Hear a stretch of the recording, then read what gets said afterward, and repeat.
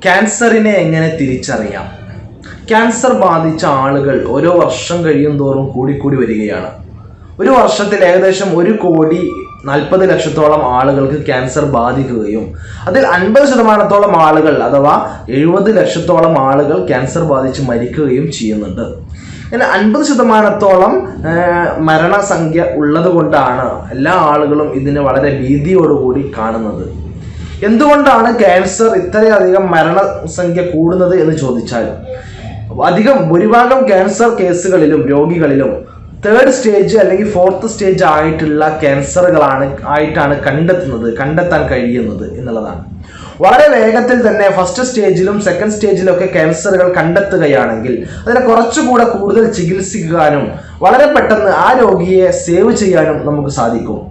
അതുകൊണ്ട് ക്യാൻസർ ഉള്ള ആളുകൾ ശ്രദ്ധിക്കേണ്ടത്, അല്ലെങ്കിൽ ക്യാൻസർ ബാധിച്ചിട്ടുണ്ടോ, അല്ലെങ്കിൽ ക്യാൻസറിന്റെ ലക്ഷണങ്ങൾ എന്തെല്ലാമാണ്, തുടക്കത്തിൽ കാണിക്കുന്ന ലക്ഷണങ്ങൾ എന്തൊക്കെയാണ് എന്നാണ് ഇന്ന് പറയാൻ ഉദ്ദേശിക്കുന്നത്. ക്യാൻസറിന് പല ഘടകങ്ങളും പല കാരണങ്ങളും ഉണ്ട്. എന്നിരുന്നാലും വളരെ പ്രധാനമായിട്ട് നമ്മുടെ ജീവിതശൈലി തന്നെയാണ് ക്യാൻസർ ഇത്രയധികം കൂടുന്നതിന് വേണ്ടിയിട്ട് കാരണമായിട്ടുള്ളത്. വളരെ പ്രധാനമായിട്ടുള്ള ഒരു 10 ലക്ഷണങ്ങളാണ് ക്യാൻസർ രോഗികളിൽ ആദ്യമായി കാണാൻ സാധ്യതയുള്ള കണ്ടുവരുന്ന 10 ലക്ഷണങ്ങളാണ് പറയാൻ ഉദ്ദേശിക്കുന്നത്. ആദ്യത്തെ ലക്ഷണം വിളർച്ചയാണ്.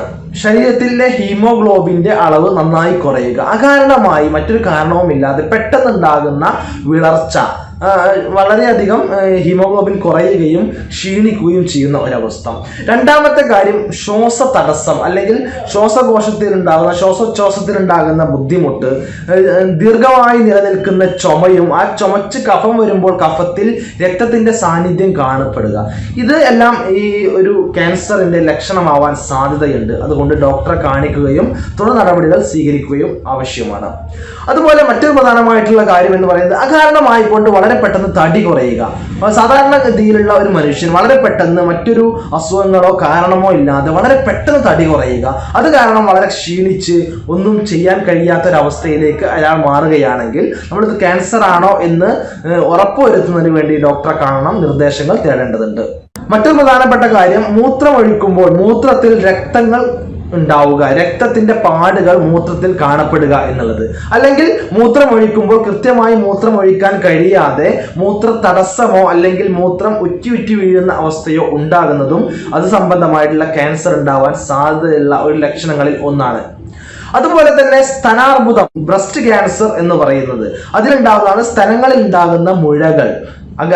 വളരെ പെട്ടെന്നോ അല്ലെങ്കിൽ വളരെ ചെറുതോ വലുതോ ആയിട്ടുള്ള മുഴകൾ കാണപ്പെടുക. സ്ത്രീകളാവുമ്പോൾ ഒരു 35 വയസ്സിന് മുകളിലുള്ള സ്ത്രീകളൊക്കെ ഇടയ്ക്കിടയ്ക്ക് സ്വന്തം സ്തനം എക്സാമിൻ ചെയ്യുകയും എവിടെയെങ്കിലും മുഴകളോ തടിപ്പുകളോ പാടുകളോ കാണപ്പെടുന്നുണ്ടെങ്കിൽ അല്ലെങ്കിൽ വേദനയോ മറ്റോ ഉണ്ടെങ്കിൽ ഡോക്ടറെ കാണിക്കുകയും അതില്ല എന്ന് ഉറപ്പുവരുത്തുകയും ചെയ്യേണ്ടത് നിർബന്ധമായിട്ടുള്ള ഒരു കാര്യമാണ്. അതുപോലെ മലദ്വാരത്തിൽ രക്തസ്രാവം ഉണ്ടാവുക, മലബന്ധം ഉണ്ടാവുക, അല്ലെങ്കിൽ കൃത്യമായിട്ട് മലം പോവാതിരിക്കുകയും അവിടെ ബ്ലീഡിങ് ഉണ്ടാവുകയും ചെയ്യുക. അത് തെറ്റിദ്ധാരണ പരമായി അത് ഹെമറോയിഡ്സ് ആണോ പൈൽസ് ആണോ എന്ന് തെറ്റിദ്ധരിക്കപ്പെടുകയും ക്യാൻസർ കണ്ടെത്താൻ വളരെ ലേറ്റ് ആവുകയും ചെയ്യാറുണ്ട്. അതുപോലെ തന്നെ മറ്റൊരു പ്രധാനമായിട്ടുള്ള കാര്യമാണ് പ്രോസ്റ്റേറ്റിൽ ഉണ്ടാകുന്ന മുഴകൾ. പ്രോസ്റ്റേറ്റ് ഗ്രന്ഥി, പുരുഷന്മാരുണ്ടാകുന്ന പ്രോസ്റ്റേറ്റ് ഗ്രന്ഥിയിൽ മുഴകൾ ഉണ്ടാവുക, അത് കാരണം മലബന്ധം ഉണ്ടാവാം, അല്ലെങ്കിൽ മൂത്ര തടസ്സം ഉണ്ടാവാം. അത്തരത്തിലുള്ള ക്യാൻസറുകളും ഉണ്ടാവാൻ സാധ്യതയുണ്ട്. മറ്റൊന്നാണ് ആർത്തവ വിരാമമുള്ള സ്ത്രീകൾക്ക്, അഥവാ ആർത്തവം നിലച്ചുപോയ സ്ത്രീകളിൽ വീണ്ടും ആർത്തവം വരിക. അപ്പോൾ അത് വീണ്ടും ആർത്തവം തന്നെയാണ് വരുന്നത് എന്ന് തെറ്റിദ്ധരിക്കാതെ അത്തരം ഉണ്ടാകുന്ന ബ്ലീഡിങ്ങുകൾ കൺഫേം ചെയ്യുന്നതിന് വേണ്ടി ഡോക്ടറെ കാണിക്കുകയും എന്തെങ്കിലും യൂട്രസ് സംബന്ധമായിട്ടുള്ള ക്യാൻസറുകളോ മറ്റു സെർവിക്കൽ ക്യാൻസറുകളോ ഉണ്ടോ ഇല്ലയോ എന്ന് കൺഫേം ചെയ്യുകയും അത്യാവശ്യമാണ്. മറ്റൊന്ന്, ശരീരത്തിൽ തൊലിയിൽ കാണപ്പെടുന്ന മറുകുകൾ അഥവാ കാക്കപ്പുള്ളികൾ എന്നൊക്കെ പറയുന്നത് സാധാരണമായി കൊണ്ട് വലിപ്പം കൂടിക്കൂടി വരിക, സാധാരണ ഉള്ള വലിപ്പത്തിൽ അധികമായി വലിപ്പം കൂടിക്കൂടി വരിക, അതിൽ പ്രത്യേകതമായി എന്തെങ്കിലും കാണുക, അങ്ങനെയൊക്കെയാണെങ്കിൽ ഉടനെ ഡോക്ടറെ കാണുകയും അതിൽ എന്തെങ്കിലും ക്യാൻസർ സാധ്യതയുണ്ടോ എന്ന് കണ്ടെത്തുകയും ചെയ്യുക. ഉണ്ടെങ്കിൽ അതിന് ഉടനെ തന്നെ ചികിത്സിക്കുക.